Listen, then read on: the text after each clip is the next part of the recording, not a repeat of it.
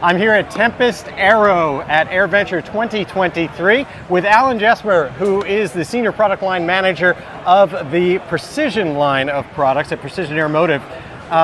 You know, we've talked a lot in the past about some of the regular Tempest products when people think of the word Tempest, and that's right. like oil filters, spark plugs, now air filters, and tools that go with it, and now even fuel pumps that go along with that. But there is one thing that the vast majority of the general aviation fleet out there has, and that is carburetors. Right. Yes. And there's a lot to talk about with carburetors too. Tell me a little bit about something that people really need to know. Over your shoulder here is a blue float, and floats have been a problem for years with carburetors, but you guys certainly solved it. What's going on? Well, I've been with Precision Airmotive for 29 years, and we acquired the carburetor line in 1990, so we have a lot of experience with float carburetors.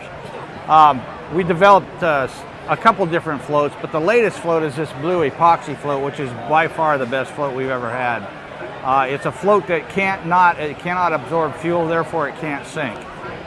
So it's a really good product improvement for all our carburetors, and we put them in every carb, and we think everybody should put those floats in. After the acquisition, we owned it for 18 years, then Tempest bought the line in 2008. Yeah. And they changed the name to Volare, and that lasted for 2 years.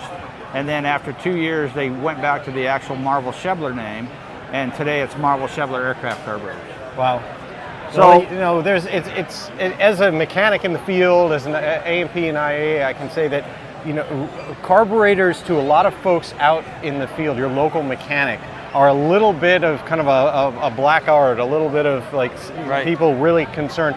When there's something going on there and you're not sure if you're getting the right full fuel flow that you should be getting, or there's something else that's happening with a carbureted engine, I always think send it into you guys. I mean, you guys have the ability of knowing what's going on with jetting, what options exist for this aircraft, and what can go on. And there's been so many changes over the years with Venturis and everything else. Tell me, like, when people should send stuff to you, what do you do when you get a carburetor? Well, first of all, we're going to take a technical call. We'll get it as a technical call if somebody has a carburetor issue, and we're going to troubleshoot with them. To me, a good mechanic is a good troubleshooter. If you're effective at troubleshooting, you can isolate the component that's affected, and we have ways of helping people learn that troubleshooting. Troubleshooting carburetors is quite easy. Either they're rich or they're lean. So there's certain things you do for a rich condition, and then there's things you look for in a lean condition. Mm-hmm. Different throttle settings. If you're at idle, there's an idle circuit, and if you get above 12 to 1500 RPM, you're now in the main jet. So there's different parts of the carburetor that have to be troubleshot, and right. A lot of times people can figure it out and find out what the problem is before they send it to us.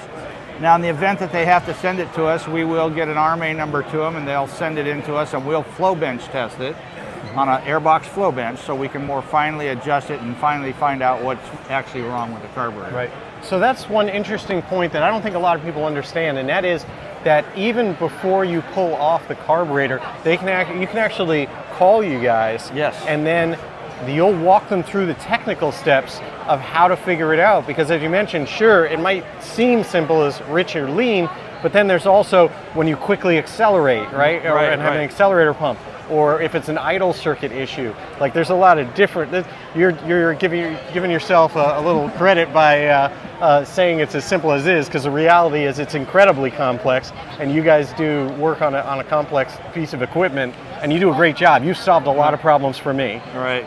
Well, I'll tell you, it all boils down to learning how to troubleshoot them. We send out a troubleshooting chart with every fuel system that we send out.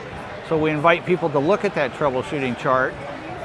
For instance, if you have a rough idle in a carburetor, it could be an intake manifold leak, it could be a leaky primer, it could be a misadjusted idle mixture, it could be many things that really aren't part of the carburetor's problem. So we want people to learn how to troubleshoot and then if it's affected, we will take care of the problem.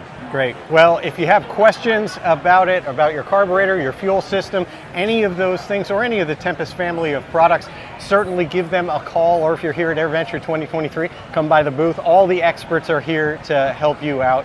And of course, we'll be doing more educational webinars. Some of them are actually on our site, on Social Flight's FAA learning system, where you can get wings credit, or you can get IA renewal credit, or be part of the aviation maintenance technician program, all at socialflight.com. For AirVenture 2023, I'm Jeff Simon with Social Flight. Blue skies.